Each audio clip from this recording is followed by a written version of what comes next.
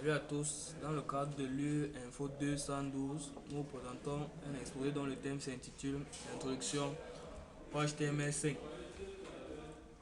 Depuis 1999 et la publication de HTML 4.01, le langage n'a pas évolué. Pourtant, les usages ont complètement changé. On n'utilise pas le web comme on l'utilisait il y a 10 ans. On a accès à plus de contenu, on en génère, on regarde des vidéos, on utilise même l'application web. Les changements fondamentaux par rapport aux autres versions commencent dans la spécification elle-même. La spécification du HTML 4.01 n'était pas vraiment explicite. Du coup, certains implémenteurs se sont posés des questions et ont fait comme ils pensaient. Depuis HTML 3.2, il existait trois types de contenu: texte, flow et body text. HTML a revu tout cela et propose des contenus intelligents. Ce découpage permet d'avoir une certaine richesse sémantique. Le doctype. Premièrement, la première chose qu'on trouve dans un document web. HTML5 apporte une innovation au niveau de l'élaboration du doctype, qui est tout simple par rapport aux autres versions précédentes. Il faut noter que lorsque vous faites du XHTML5, la version XML de HTML5, vous n'avez pas besoin de doctype, mais seulement d'un prologue XML.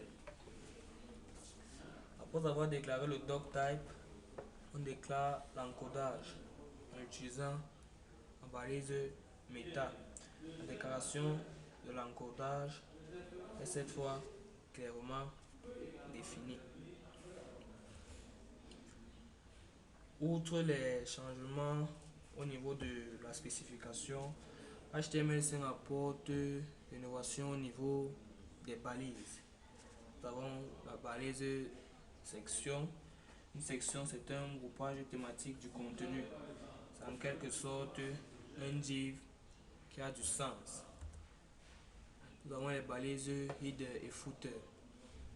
Header permet d'introduire une section et de fournir une aide à la navigation. Footer donne les informations sur la section.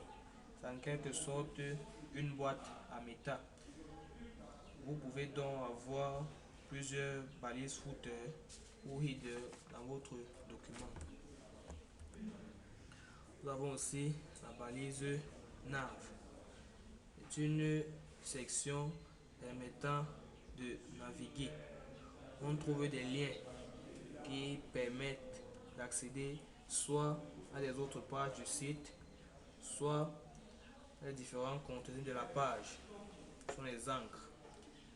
Nous avons la balise article.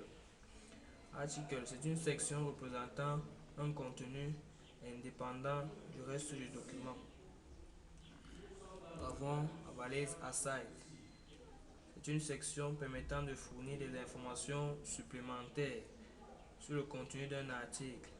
Par exemple, si vous écrivez un article sur une ville, vous pouvez définir un aside donnant les chiffres clés. Nous avons la balise canvas. Cette balise permet de dessiner du bitmap en JavaScript. C'est en quelque sorte la superstar du HTML. Grâce à son API 2D et bientôt 3D, on peut dessiner ou traiter des images. Nous avons aussi les balises audio et vidéo. Autre balise superstar nous permet d'insérer du contenu multimédia facilement.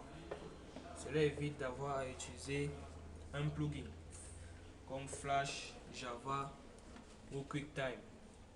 Et du coup, on y gagne en accessibilité et pour vidéo en performance. Il y a encore d'autres balises comme Command, Data List, Details, Embed, Fig Caption, Figure Keygen, Mark, etc. que nous n'avons pas détaillé ici. Vous avez remarqué sans doute que l'on n'a pas cité la balise dialogue car elle n'existe plus depuis longtemps dans la spécification. Pourtant, on la retrouve sur beaucoup d'articles parlant de HTML5. Parlant des nouveaux attributs, nous n'avons sélectionné que ceux qui sont intéressants comme rôle et aria qui permettent d'améliorer l'accessibilité de nos applications web.